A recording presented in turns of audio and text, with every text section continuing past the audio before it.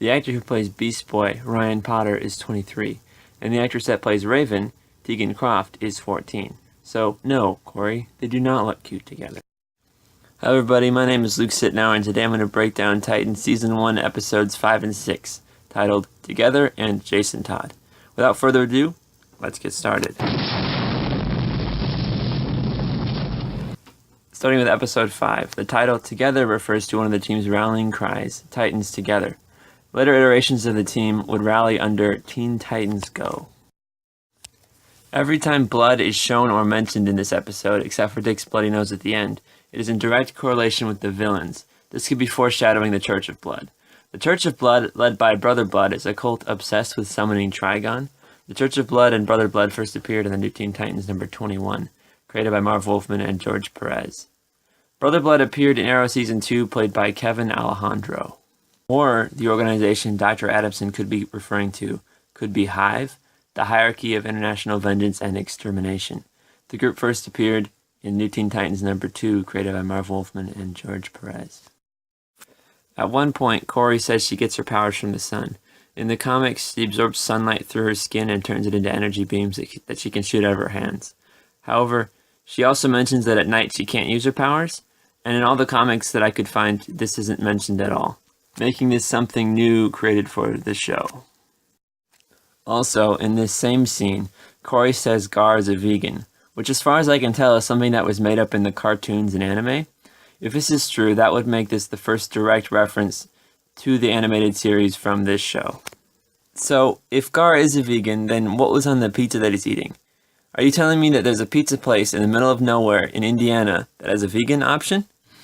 When Gar is explaining his powers and how they work, he describes it as a feeling of electricity flowing through his body. However, in the comics, it's Raven's powers that are often most associated with lightning and electricity. On the Nuclear Family's car, there's a bumper sticker. It shows the 4 members as well as a cat. But in the comics, the Nuclear Family does not include a cat, something that I mentioned in a previous video. Their comic counterparts include a baby and a dog, but no cat. Also in this same scene, the nuclear stepdad opens a case with 4 syringes inside, one for each member. If you look closely, you'll see they each have a name tag.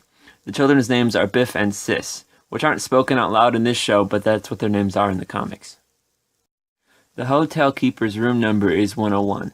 This is a reference to Nightwing 101, the first part of a 6-part story recounting Robin's transition to Nightwing, written by Chuck Dixon. Also, throughout this episode, the hotel keeper is seen flirting with Dick a couple of times. That's because in 2013, Comics Alliance named him the sexiest man in comics. Which doesn't make a whole lot of sense to me because every time the comic switches an artist, the character basically looks entirely different. So, I don't know. Whatever spins your salad, I guess. In the hotel room, Rachel is watching Full House Season 2, Episode 8. At the end of this episode, Dick Grayson invades the penthouse of Dr. Adamson. Dr. Adamson is a character that doesn't exist in the comics and was made exclusively for this show. At the end of the episode, we get an appearance by Jason Todd. Jason Todd first appeared in Batman number 357, created by Gary Conway and Don Newton. In the early 80s, Dick Grayson left Batman to join the New Teen Titans. Shortly afterwards, however, the writers for Batman wanted him to come back, which normally wouldn't be an issue, except they also wanted to make him younger. Because in the Wolfman and Perez stories, he was around college age, so the two parties eventually reached an agreement. Dick would leave the mantle of Robin, but stay with the Titans, leaving the title of Robin open for someone younger to come in and take his place. Enter Jason Todd. However, during his first appearance, his origin was practically the same as Dick Grayson's.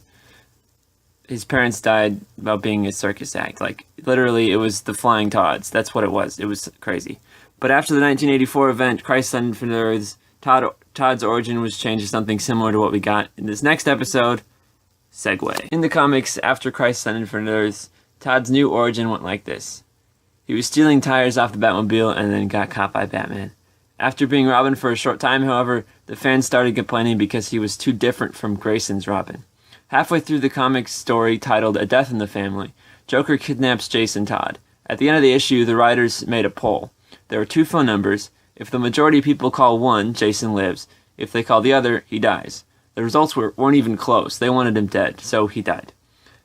And he stayed dead for a really long time, actually, but in February 2006, writer Judd Winnick brought him back, but not as Robin, but as the gun-toting anti-hero, the Red Hood. When asked in an interview, actor Curran Walters said he would be very interested in doing this story in Titans. What's that? You're telling me there's more Easter eggs in this episode? Well, let's not waste any time. On John Grayson's tombstone, it says his birthday was in 1966, the same year that Adam West made his debut as Batman. As mentioned in the pilot episode, Dick left Gotham about a year ago. When asked, Jason said he'd only been Robin for about a year, implying that Jason became Robin almost immediately after Dick left. Jason name drops Harvey Dent, otherwise known as Two-Face. He also makes a reference to the Maroney crime family, a prominent figure in the Gotham Mafia. The villain of this episode, the Melting Man, in the comics is actually a Green Lantern villain created by Jeff Johns, co-writer for this show. This iteration of the character, however, is Tony Zuko's son, Nick. He's a character created originally for the show. In the comics, the only child that Zuko has is a daughter, but she wasn't born until about 15 years after the death of John and Mary Grayson. This episode ends with one of my favorite interactions in the series. Corey asks Dick how many Robins she can expect to come back. Dick says none. Dick Grayson has put off the persona of Robin, which can only mean one thing. For those of you who don't know what I mean, you'll have to wait till next time. Meanwhile, if you want to join the conversation, feel free to check out our Facebook group, Casual Experts. You can follow me on Instagram at TheLKX. This video is edited by Rebecca Bacon. You can follow her on Instagram at Becca J. Bacon. If you'd like to make a contribution to our group, we do have a Patreon, and you'll find links to all that in the description below. Until next time, my name is Luke Sittenauer, reminding you to be excellent to each other and party on, dude. Don't do drugs, stay in school, and always wear your seatbelt.